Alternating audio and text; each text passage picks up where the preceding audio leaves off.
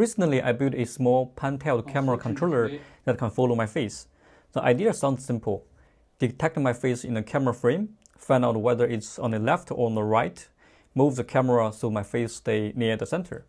At the beginning, I thought this would be a small weekend project. Connect the servo, run face detection, then move the camera based on the result. Once I started building it, the project becomes much more interesting than that. There was hardware control, there was communication between Python and Arduino, there was computer vision, there was a bit of mathematics, and there was a lot of tuning because the physical world doesn't behave as clearly as code. In this video, I want to share how this project grew step by step from a tiny servo test into a working face tracking camera. I will be focusing on engineering journey, how I started small, how each step review the next problem, and what this project reminded me about building real systems. By the end of this video, I hope you will take away a simple way to approach complex projects. Start with one small working loop. Use that loop to learn what is uncertain and improve the system one layer at a time. The first version was very small. I connected one server to the Arduino and hard-coded a few angles directly in the Arduino program, something like this. I set it up, and then in the loop, I just ask the server to turn 60 degrees and delay for a second, and then move to another direction that turns to 120 degree, and then doing the loop again. And that was the whole test. This gives me a clear starting point. If the server did not move correctly, I only had a few things to check: the wiring, the power supply, the servo, or the Arduino code. That first step gave me confidence that I could control physical movement from code. It also gave me a useful reminder. When a system feels complicated, the first step should be small enough that you can understand the result immediately. Before thinking about face detection, tracking, smoothing, or control algorithms, I wanted to make sure that one server could move reliably. Once that worked, I moved one step further. The second version still has no camera. I wrote a small Python script that sent hard-code angle command to the Arduino through the serial port. For example, you can send a command like pan 60 to turn 60 degrees. Arduino received the command and moved the servo to that angle. This step tested a different part of the system. The first step proved that Arduino could control the server, while this step proved that Python could talk to Arduino. At this point, the system looked like this. A Python code sent command through serial port to Arduino, and Arduino controlled the servo. That was a small but important step. I could send a command from my computer and see a physical movement on the desk. The interface was also simple. Python only needed to send an angle, while Arduino only needed to receive that angle and move the servo. That made the system easier to reason about. And this is the pattern I like in software design as well. When two parts of the system talk to each other, the interface should start as simple as possible. A small interface gives you the room to understand the behavior before adding more intelligence. After that, I shifted to face detection. For this part, I used MediaPipe. The detector gives me a bounding box around the face. From that box, I can calculate the center of the face. For the first step, I only do the horizontal distance. Then I compare that with the center of the camera frame. For the horizontal direction, the difference is face center x minus frame center x. This tells me whether the face is on the left or right side of the frame, and how far away it is from the center. At this point, the system becomes camera, do the face detection, calculate the horizontal distance, and send Python command to Arduino, and then Arduino can control the server to rotate it to a particular angle. I deliberately focused on the pan first, on the left and the right movement. Even with only pan, that was already enough to tune. For example, the face detection result can jump slightly between frames. The servo movement was not perfect smooth. The camera sometimes overshoot the target, so I spent a lot of time making the horizontal movement work first. The first issue was noise. Even when I stay still, the detected face position was not perfectly stable. The bounding box could jump slightly from frame to frame. If I sent every tiny change directly to the servo would follow the noise. So the camera started to shake. To make the movement smoother, I used an exponential moving average. The idea is simple. Instead of fully trusting the current frame, I mixed it with the previous smoothed value. If I trust the current frame too much, the camera reacts quickly but becomes jittery. If I smooth too much, the camera becomes stable but slow. So even this small improvement introduced a trade-off. Responsiveness and stability were pulling in different directions. That is very common in real systems. A setting that improves one part of the system can make another part worse. The second issue was detection stability. Face detection is not perfect. Sometimes the model detects the face, sometimes it misses the one frame, then it finds the face again. If the whole system change stayed based on one frame, the behavior becomes unstable. So I used a short recent history. For example, in here I'm using a double end queue from Python, and I'm checking if the face is stably detected. Only if at least 3 out of last 5 frames detected a face, I treat it as a stable detection. That reminds me of debouncing in front-end development. A search input can fire too many events. A vision model can also behave in a noisy way. So the principle is similar. Wait until the signal is reliable enough before letting it drive the downstream systems. The third issue was control. My first pan logic used a fixed step. If the face is on the left, move left by a fixed amount. If the face is on the right, similar thing. This works in the simplest case, but it does not feel smooth. The problem is that a fixed step does not care how far the face is from the center.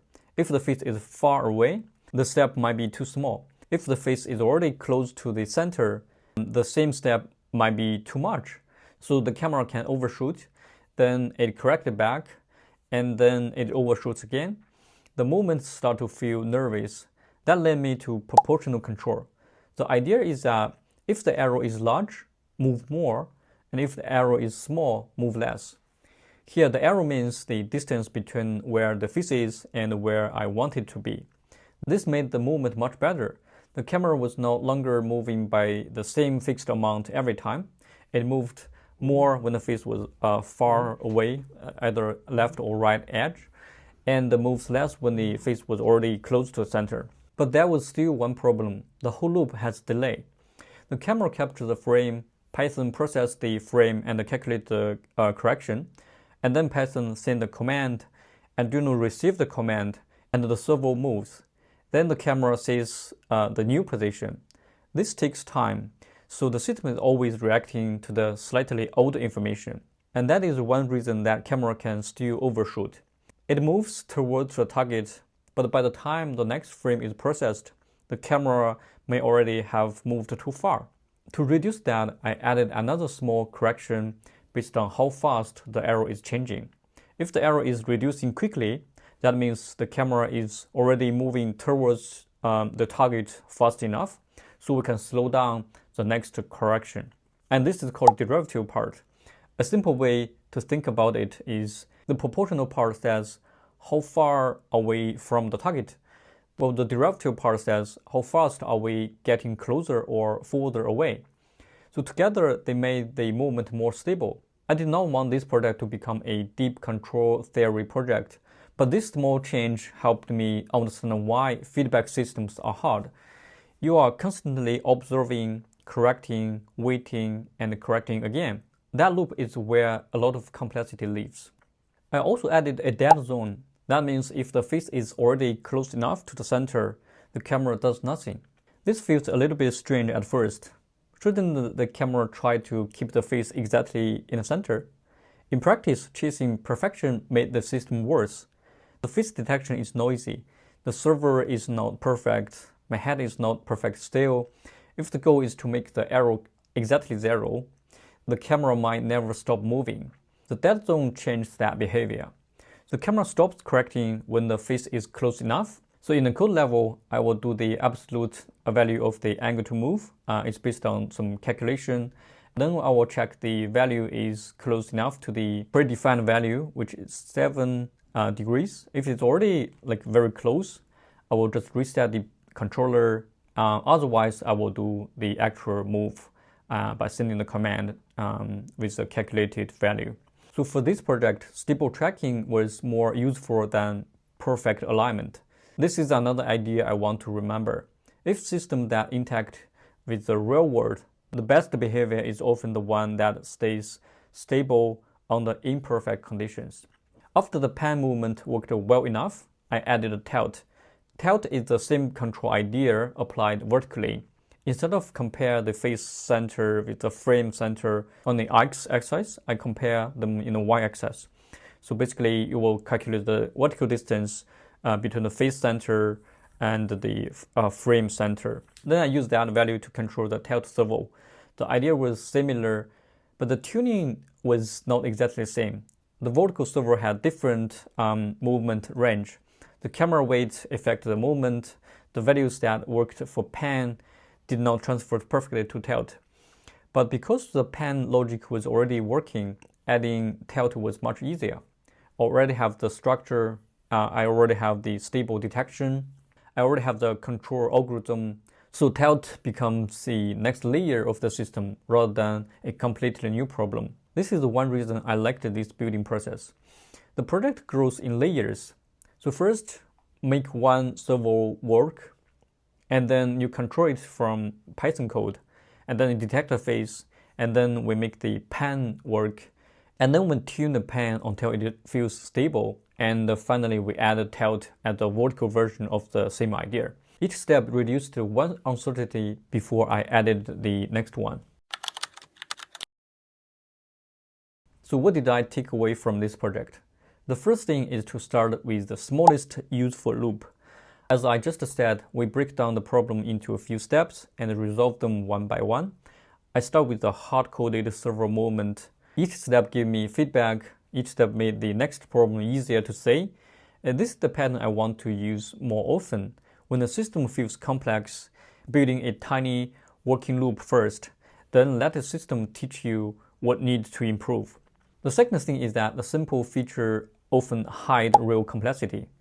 Make a camera follow my face sounds like a feature. Inside that feature, there is hardware control, communication, computer vision, noisy input, smoothing, stable detection, feedback control, and mechanical limitations.